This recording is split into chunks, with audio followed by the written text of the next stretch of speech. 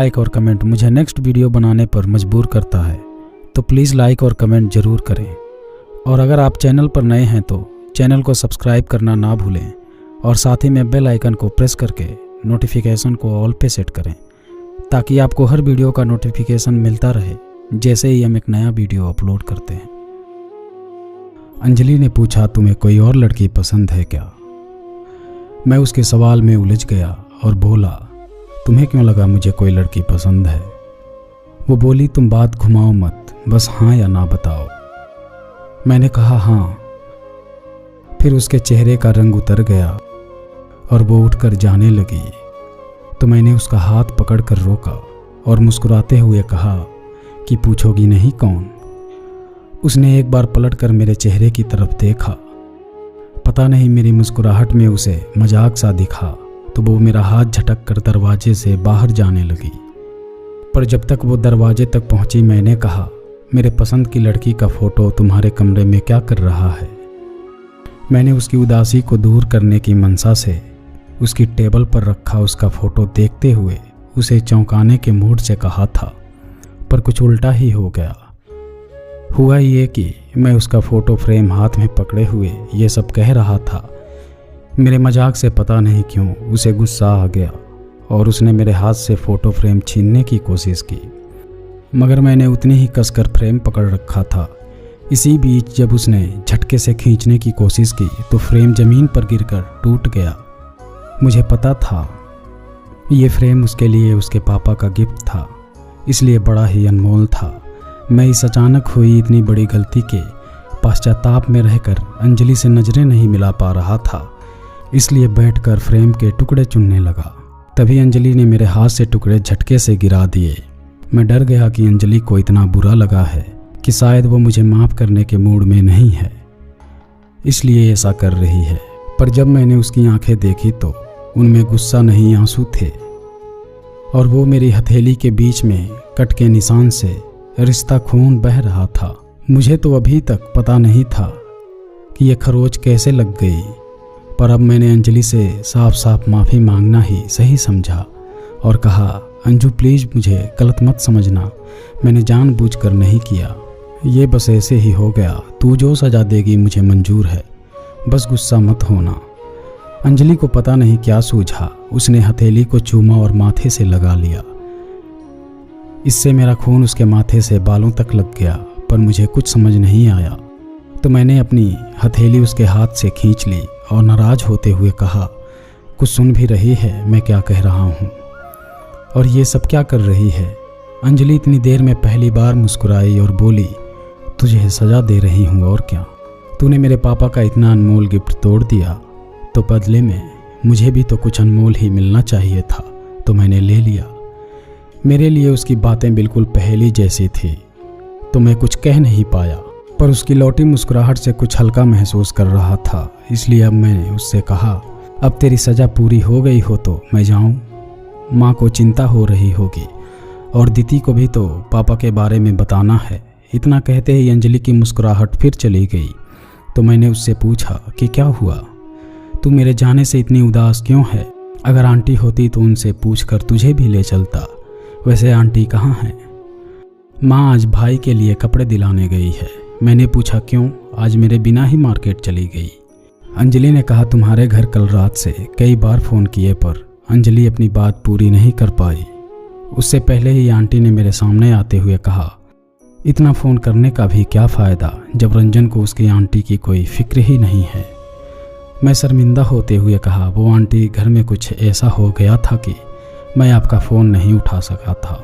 Aunty ने चौंकते हुए कहा, ऐसा क्या हो गया जो तुझे फ़ोन उठाकर मेरी बात सुनने में भी मुश्किल थी? मैं कुछ कह पाता तब तक अंजलि ने कहा, माँ आंटी ने घर छोड़ दिया और अब ये लोग कहीं और रह रहे हैं। आंटी को इस बात से बड़ा झटका लगा, इसलिए वहीं बेड पर धम से बैठ गई। मैंने कहा, आंटी सब ठीक हो जाएगा, आंटी आप चिंता मत करिए, मेरी पापा से आज ही बात हुई है, जल्दी ही माँ भी मान जाएंगी। आंटी ने मेरी बात से खुद को संभालते हुए कहा, पर रंजन ऐसा क्या हुआ जो सुमन ने इतना बड़ा फैसला ले लिया? मैंने कल से अब तक हुई सारी बात सिलसिलेवार आंटी को बता दी, जिससे आंटी के आंसू बह निकले और उन्होंने मुझे अपने पास बैठाते हुए कहा, रंजन तो बहुत खुशनसीब है जो तुझे सुमन जैसी माँ मिली।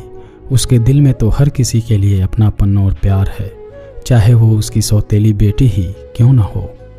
मैंने आंटी से कहा, सच कहा आपने, पर मैं सिर्फ इतना खुशनसीब ही नहीं और भी ज़्यादा हूँ। इसलिए मेरे पापा, दीदी, झिलमिल, आप, अंजलि और सब भी तो शारदा मौसी भी सब मुझे कितना प्यार करते हैं।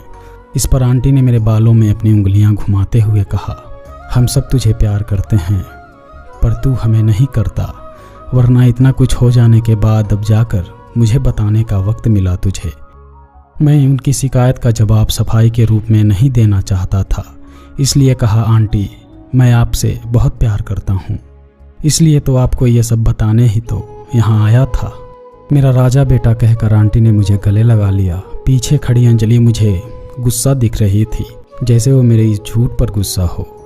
पर झूठ से अगर मुझे आंटी का प्यार मिल रहा था तो इसमें कोई बुराई नहीं दिखी, इसलिए मैंने अंजलि को आंख मार दी। वो पहले तो बुरा सा मुंह बनाकर देखने लगी, फिर हंसने लगी। थोड़ी देर बाद मैं वहाँ से निकल गया तो आंटी ने कल शारदा मौसी के घर आने को कहा और मैं ऑटो से घर आ गया। घर आया तो मैंने दरवाज़ा खटखटाया तो दीदी ने दरवाज़ा खोला। मैंने चौंक कर पूछा, तुमने दरवाज़ा क्यों खोला? दीदी ने कहा, क्यों, मैं दरवाज़ा नहीं खोल सकती क्या? मैंने उसके अंदाज से हड़बड़ा कर कहा, नहीं, मेरा वो मतलब नहीं था, तुम छत पर रहती हो इसलिए तुम्हें नीचे देखकर चौंक कर पूछा था। दीदी ने मुस्कुराते हुए कहा, मैं मजाक कर रही थी, आप तो डर ही गए।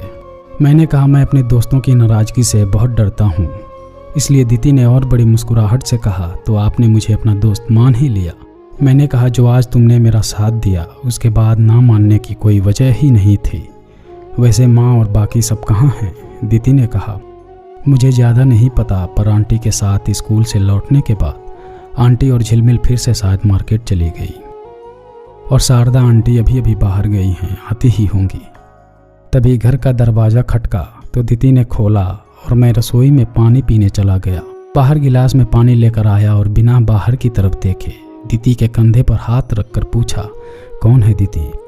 तो मुझे एक जोरदार थप्पड़ पड़ा। मेरे हाथ से गिलास जमीन पर गिर पड़ा और मेरे होठों के बीच से हल्का सा खून छनक आया, जिसे देखकर बाहर खड़े आदमी के लिए दीदी ने चीख कर कहा, पापा ये क्या है? अगला थप्पड़ दीदी के गाल पर पड़ा तो मैंने देखा कि वो किवाड़ से टकरा गई, जिससे उसके सिर पर खून निकलने लगा और वो गिरते गिरते बच गई। उसके आंसू निकलने लगे और वो अवाक सी वहीं खड़ी थी। मैं संभल कर खड़ा हुआ तो उस आदमी ने मेरा गलेमान पकड़कर कहा, क्यों बे, तू घर में कैसे घुस आया? साले तेरी हिम्मत कैसे हुई मेरी बेटी पर हाथ रखेगा? आज तेरी खाल उतार कर भूसा भर दूंगा। मुझे कुछ समझ नहीं आ रहा था मैं क्या बोलूं, और वो था कि भड़कता ही जा रहा था। उसने जैसे ही अगला हाथ मुझ पर मारने को उठाया तो दरवाजे से आवाज़ आई, सुभाष छोड़ दे मेरे बेटे को, वरना।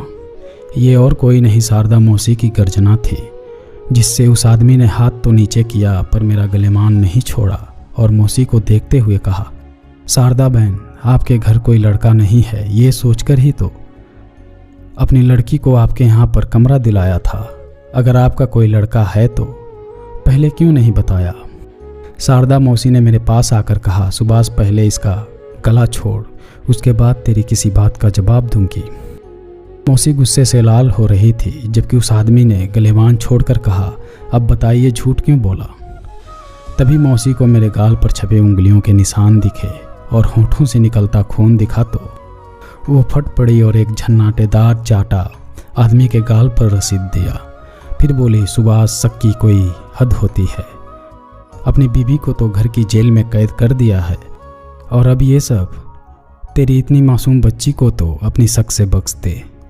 चाटे की गूंज बड़ी थी तो वो आदमी अभी भी गाल सहला रहा था और फिर बोला, ठीक है, आपने झूठ का जवाब नहीं देना तो मत दो, पर मैं अपनी मासूम बच्ची को यहाँ नहीं छोड़ूंगा। इतना कहकर उसने डर से कांप रही दीदी के सिर पर हाथ फेर कर कहा, मैं अभी टैक्सी लेने जा रहा हूँ, तू जाकर अपना सामान पैक कर।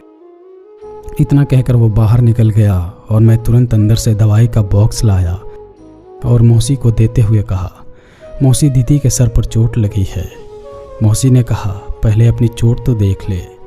मैंने कहा, मैं ठीक हूँ। दर्द भी कम हो गया है, आप दीदी को बैंडेज लगा दीजिए। तब तक झिलमिल ने मेरे चेहरे को देखते हुए माँ को कहा, माँ देखो ना, भैया को कितना चोट लगा है, खून बह रहा है।